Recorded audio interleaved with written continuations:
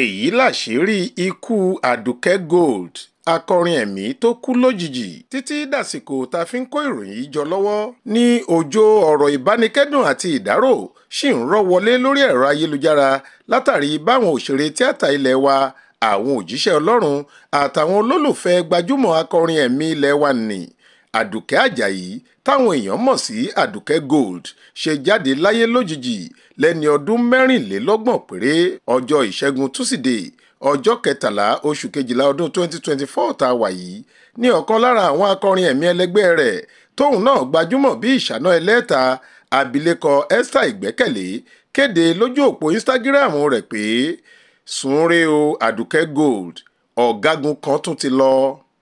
Ìta Fàájì fìdí rẹ̀ múlẹ̀ pé ọsibítù fásitì Ìbàdàn ìyẹn University College Hospital UCH lobìnrin náà mí èémí ìkẹyìn sí lọ́jọ́ ajé Monday ọjọ́ 12 oṣù kẹjọ ọdún yìí.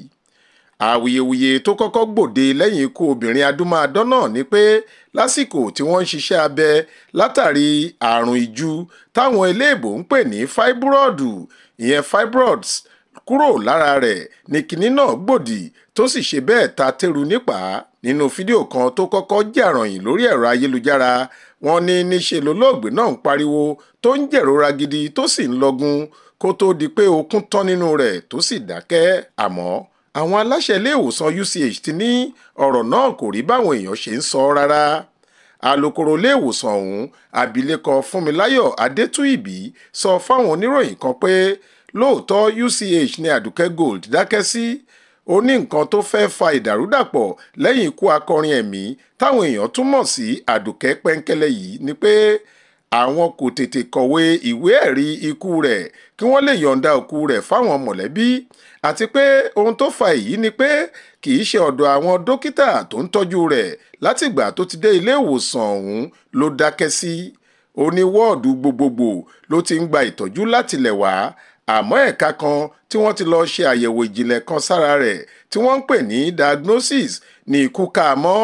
Torí náà àwọn ní láti dúró de dókítà tó ti ń ṣètọ́jú rẹ̀ látẹ̀yìnwá láti kọ sàbúkẹ́ẹ̀tì ikú náà gẹ́gẹ́ bí ìlànà àátẹ̀lé ilé ìwòsàn UCH. Alukoro náà fi kún un pé kì í ṣe gbogbo húlẹ̀húlẹ̀ ohun tó ṣẹlẹ̀ lòun lè máa kà bòròbòrò lórí afẹ́fẹ́, àmọ́ gbogbo ìtọ́jú tó yẹ lobìnrin ọ̀hún rí gbà látìgbà tí wọ́n ti gbé e wá láti ọsibítù ẹ̀kọ́ṣẹ́ ìṣègùn fásitì Ọlábísí Ọ̀nàbánjọ nílùú Àgọ́ Ìwòyè tó wà tẹ́lẹ̀ lọ́jọ́ 3 oṣù kẹjọ yìí. Kò sì sẹ́ni tó fura pé nǹkan lè padà yíwọ́ lágọ̀ọ́ ara rẹ̀, àmọ́ ọ̀rọ̀ ikú kọjá bẹ́ẹ̀. Bákan náà ni ọ̀kan lára mọ̀lẹ́bí olóògbé pásítọ̀ Àjàyí Adérọgbọ tó jẹ́ ẹ̀gbọ́n akọrin ẹ̀mí náà tàn ìmọ́lẹ̀ sí ikú rẹ̀. Ó ní kì í ṣe àrùn fáíbúrọ̀dù ló pa Àdùkẹ́ Gold, bẹ́ẹ̀ ni kò kú lásìkò iṣẹ́ abẹ rárá. Pásítọ̀ Àjàyí ní ẹnikẹ́ni tó bá ń gbé ìròyìn irọ́ yìí kiri gbọ́dọ̀ jáwọ́ o. Ọmọbìnrin wa ṣàìsàn, ó ní àrùn jẹjẹrẹ abẹ́nú, a sì gbé e lọ sílé ìwòsàn UCH Ìbàdàn, àmọ́ ó ṣeni láàánú pé ó kú síbẹ̀. Ọpẹ́ ni fọ́lọ́run pé ó ti lọ sinmi lọ́jọ́ ajé ọjọ́ 12 oṣù Ọgọ́ọ̀sì. Ohunkóhun tó bá tún yàtọ̀ sí èyí irọ́ pátápátá ni. Yàtọ̀ sí Esther Ìgbẹ́kẹ̀lé, lára àwọn òjíṣẹ́ Olúwa tó ṣèdárò olóògbé yìí ni wòlíì Sam Olúalọ́ ti ìjọ Christ Apostolic Church CAC Adámimógo Grace of Mercy Prayer Mountain Worldwide. Ó ṣàpèjúwe rẹ̀ gẹ́gẹ́ bí ìràwọ̀ tó ń tàn yínrínyínrín lágbo àwọn òǹkọrin ẹ̀mí ilẹ̀ wa. Ó sì sọ pé orin rẹ̀ ti bùkún ọ̀gọ̀ọ̀rọ̀ ìdílé pẹ̀lú àwọn ọ̀rọ̀ ìwàásù tó kún inú rẹ̀. Lára àwọn onítíátà tó ṣèdárò lẹ́yìn olóògbé náà ni Yomi Fábíyì, Jayé Ọlákútì, Táíwò Ajíṣefínní, Samuel Ajírébi àti bẹ́ẹ̀ bẹ́ẹ̀ lọ. Faith Adébọ́lá ló ń ròyìn fún Ìta Fàájì.